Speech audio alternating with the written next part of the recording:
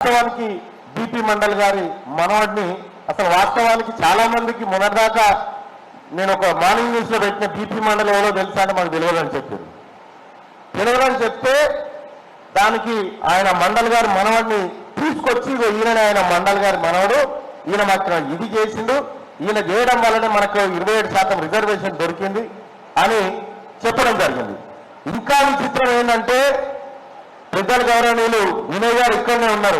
పుంజాల శివశంకర్ గారి గురించి ఎంతమందికి తెలుసంటే తెలియదనేటువంటి పరిస్థితి వచ్చింది. అంటే ఆ లేర్ అయిపోయింది, ఆయన గురించి తెలిసిన లేర్ అయిపోయింది.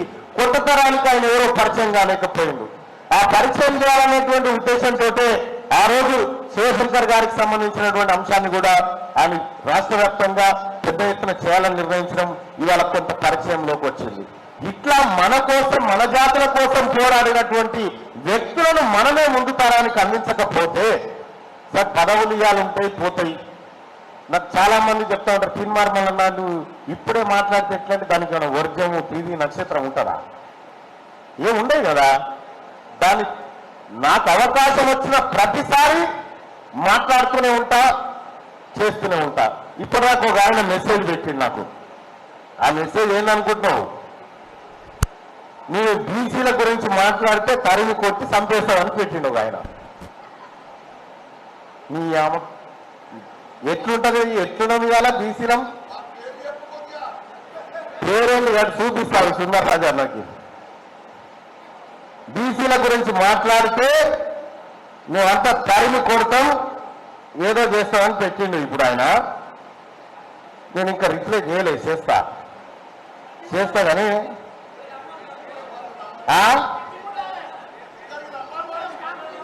వాళ్ళు దమ్ముంటే నా ముంగడికి వచ్చారు మనం చూద్దాం అన్నమాట. దమ్ముంటే ఈడ మొన్న జరిగిన ఒక ఘటన చెప్తా.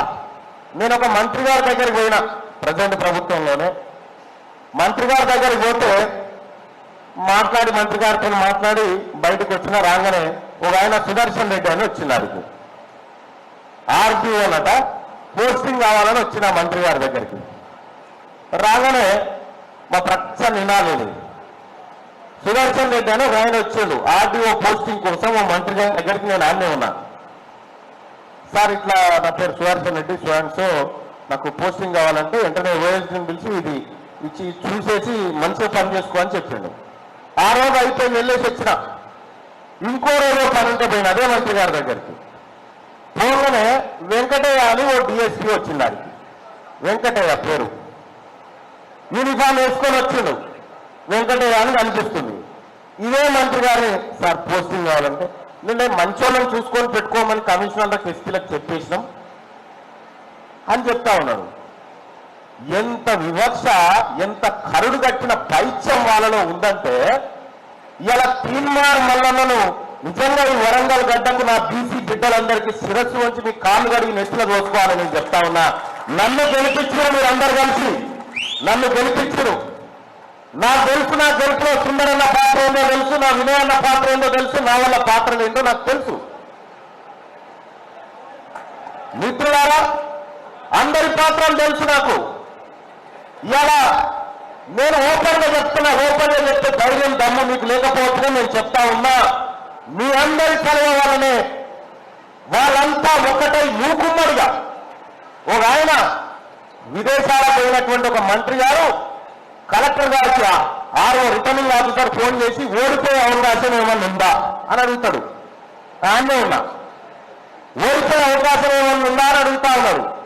మీరు రాసి పెట్టుకోరి నిత్తి అసలు చక్రవర్తి కలిపి మీరు వచ్చే ఎలక్షన్ లో ఒక్కడు గెలవకుండా పాత్ర వెళ్ళకపోతే నా పేరు తీన్మార్ మల్లన్న గారు.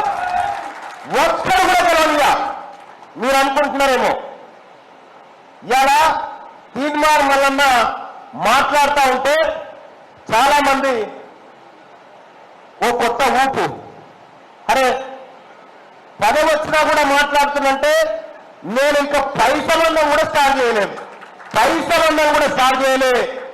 ఈ 42% రిజర్వేషన్ ఈ బీసీ బిడ్డలకు కల్పించకపోతే భూకంపం పుట్టిస్తారు. ఇక్కడ తెలంగాణ రాష్ట్రంలో భూకంపం పుట్టిస్తారు. రాసి పెట్టుకొని ఒక్కడు కూడా తిరగలేడు. మర్యాద కోసం చెప్తా ఉన్నాం. రాహుల్ గాంధీ గారు మాట ఇచ్చిండు, ఆయన మాట శిలాశాసనం అని భావిస్తా ఉన్నాం కాబట్టి ఆ మాట కట్టుబడే 42% రిజర్వేషన్ అమలు చేయాల్సిందే, చేసి తీరాల్సిందే. ఇక రెండో